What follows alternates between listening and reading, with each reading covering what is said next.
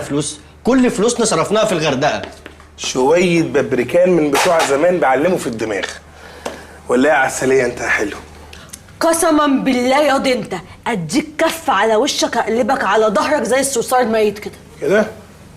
سيف، انا اتغيرت وعارفه ان ده البيست فريند بتاعك، بس ما ينفعش يقول لنا كده. هو لو فضل يستظرف انا هبعتره. ما تحترم نفسك بقى يا اخي، جايب لي الكلام في ايه يا شريف؟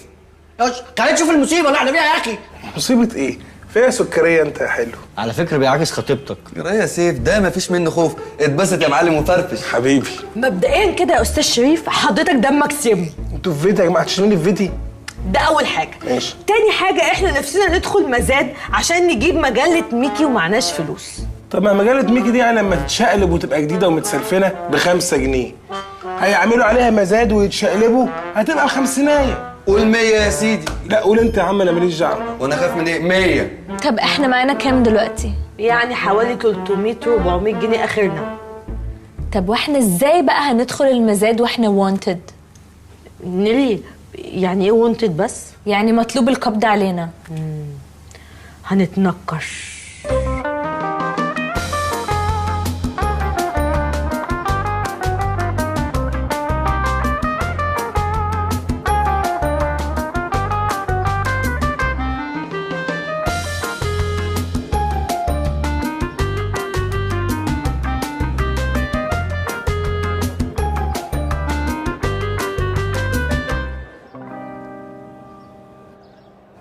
هنفتح المزاد على عدد نادر لمجلة ميكي. هنبتدي ب 10000 جنيه. ايه ده؟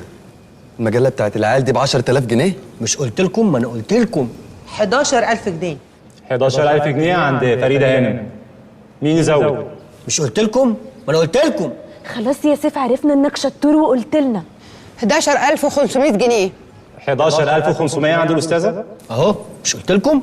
يا عم عرفنا انك قلت لنا نعمل ايه بقى، نتكل على الله يلا نمشي. نتكل ايه؟ مش هناخد العدد؟ ناخد العدد ازاي؟ معناش فلوس يا بنتي. بتقولك 11500 جنيه. 12000 جنيه. 12000 جنيه عند فريده هانم. طب بقول لكم ايه، يلا نقوم نروح بدل ما اتنقط. يلا 20000 جنيه. 20000 جنيه عند الكابتن. مين يزود؟ 20000 جنيه ايه؟ هتجيبهم منين؟ مش مشكله، هبيع البوتاجاز والغساله والتلفزيون. ايوه بس دول ما يجيبوش 20000 جنيه. هبيع المكوى والسخان. ليه يا عم؟ هو كام لتر؟ 60 لتر ديجيتال وريموت كنترول. طيب ده بالصلاه على النبي عامل كام؟ ده عامل 1200 جنيه. ما يمشيش ب 500 عشاني؟ لا بص، ساعه الدفع الكلام بيختلف. وانت مالك انت هادي يعني؟ وانت هتشتريه؟ اسكت. 20000 جنيه الهونا الادوي. 20500 جنيه. 20500 عند فريده هانم. يا جماعه فريده هانم دي لقطه، انا لازم ابيع لها اي حاجه. انا هروح اديها الشال ده واقول لها ده بتاع الكبير قوي. 30000 جنيه. مش مشكله، هبيع الجزامه. ايه يا سيف؟ الناس كلها بتعلي بال 500، انت بتنط بال 10000 على طول؟ اصل انا اول مره احضر مزاد والجو عجبني بصراحه، وانا ما بحبش حد يعلي عليا. 30000 جنيه عند الكابتن. 30100 جنيه. 30100 جنيه عند مستر ابو الدهب. يا نهار اسود، وده ايه اللي جابه ده؟ عرف منين ان في مزاد؟ 30120 جنيه. 30121 جنيه. 30121 ونص. 30121 جنيه و75 قرش. و80 قرش.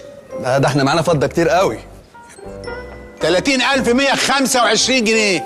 75000 جنيه. هتجيبهم منين دول؟ مش مشكله، هو اللي غاظني ووترني. هبقى ابيع العربيه.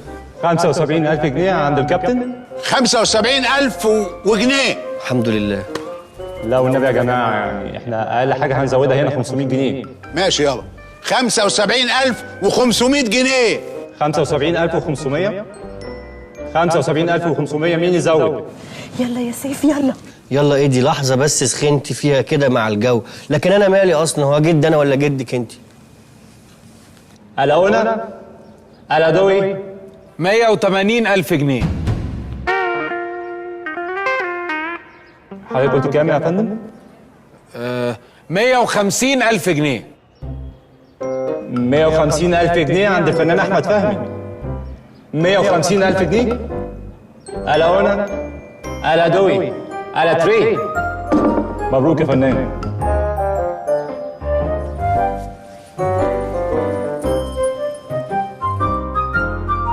انا دايما بقول ان اهم حاجه في الفيلم بدايته ونهايته، فهتلاقيني دايما في افلامي بهتم بتتر البدايه وتتر النهايه.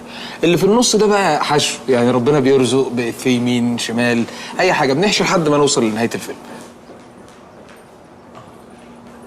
نفسي افهم ليه يشتري مجله بكميه الفلوس دي. يكونش يا جماعه احمد فهمي ده قريبكم وبيدور هو كمان على الكنز؟ بس يهبل، انت قريبنا ايه؟ طبعا مش قريبنا. ايه الثقه دي يا بنتي؟ ده انت لسه عارفه من يومين انها بنت عمك. انا عايز اعرف هو اشترى العدد ده ليه وهناخد منه العدد ازاي. سيبوا الموضوع ده عليا انا. لا، موضوع النقد ده ما بيضايقنيش خالص، الا لو حد قال. استاذ احمد معلش ثانيه واحده بس من وقتك، ثانيه واحده. الله يسهل لك يا ابني. بس بقول لك انا موضوع النقد ده ايه اللي انت بتعمله ده يا فنان؟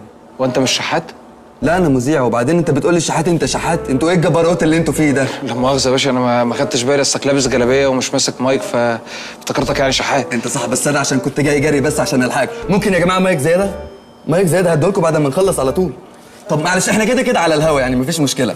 قناه ايه الاول؟ معاك وهدان وهران رحت خساره من القناه 9 السعوديه الفضائيه. اهلا وسهلا يا فندم، اتفضل. اولا مبروك طبعا على المجله، ونقول لك ربنا يديك خيرها يا رب ويكفيك شرها. ونحب نعرف يعني ايه سر اهتمامك بمجله ميكي؟ لا، هي الحقيقه المجله دي انا مش شاريها لنفسي، انا شاريها لابن صديق عزيز عليا جدا. اعتقد ان دي احلى هديه اقدمها له في عيد ميلاده. بس انا رايي كنت ممكن تديله ال 150,000 جنيه يجيب بيها اللي هو عاوزه وتسيب لنا احنا المجله دي. لا، هي الفكره مش في الفلوس، يعني القيمه مش في الفلوس، القيمه في المجله ذات نفسها. انا عايز اعلم الولد ده القيم اللي احنا اتربينا عليها في مجله ميكي. يعني يمكن احنا اتعلمنا في مجله ميكي من ميكي نفسه الشجاعه، اتعلمنا من بطوط الصبر، اتعلمنا من عصابه القناع الاسود العمل الجماعي، اتعلمنا من زيزي زي ما تقول كده الاغراء العفيف زي زيزي وهند رستم والجيل الجميل ده. محدش هيستثار على زيزي. دي قيم احنا نحب نورثها للجيل اللي ما شافش مجله ميكي. قيم ايه يا عم سمير وشهير وبهير؟ انت بتعمل الرجل العناب وبنات العم. انا مش مرة الشاذلي. اتفضل يا بيه اتفضل. بس احنا عارفين انك ومجموعه من الفنانين معزومين على حفله عيد ميلاد ابن صاحب القناه اللي هينتج لك برنامجك الجديد، وحاجز لكم اوض كلكم في الفندق. والله هو اللي اصر. ايه يا زميلي العزيز اللي بتعمله ده؟ انت بتفضح الفنان. لا ما اسمحلكش. معلش بقى يا فنان، عايزين خبر حصري للقناه السعوديه الفضائيه. هو فعلا كان في خبر ما كنتش حابب ان انا اعلن عنه في الوقت الراهن، بس انا هقوله حصري على القناه بتاعتك. انا الحقيقه العيد الجاي ان شاء الله طلع انا واصحابي شرم الشيخ. لا انا مش قصدي كده، انا قصدي مش داخل سينما قريب. لا داخل سينما ان شاء الله قريب مع نفس الشله اللي هتبقى معايا في شرم الشيخ. اول ما نرجع هنخش فيلم محمد امام، يا في سيتي ستارز يا في جالاكسي حسب يعني. ما شاء الله ما شاء الله. احنا دلوقتي معانا الفنان احمد فهمي وبندعي له وبنقول له ان شاء الله يا رب تلاقي تيكت وتقعد في مكان حلو ان شاء الله في العيد، واستنوا احمد فهمي في سينما جالاكسي او سيتي ستارز. يعني مش عايزه تتكلمي؟ لو ما اتكلمتيش هنفضل نضرب فيها لحد الصبح، وهتتكلمي. ما بتتكلمش يا باشا من سنة 82 وهي فاقدة الصوت، مفيش صوت خالص. هتتكلم امتى اكون انا موت؟ طب انت ليه مش عايزه تتكلمي وتقولي هما فين؟ والله العظيم يا سعادة الباشا انا كل اللي اعرفه قلت لحضرتك، مش مخبية عليك حاجة. انا ما اعرفش هما فين، ما انا لو هعرف هقول. هو انا يعني كيف اتضرب؟ بصي بصراحه كده حدوته ميكي والكنز والكلام الفارغ ده مش واكل معايا. والمصحف الشريف يا باشا هو ده اللي انا اعرفه، ده كل حاجة عندي، كل كلام عندي. شوف بقى حضرتك عايز ايه وانا اعمله لك.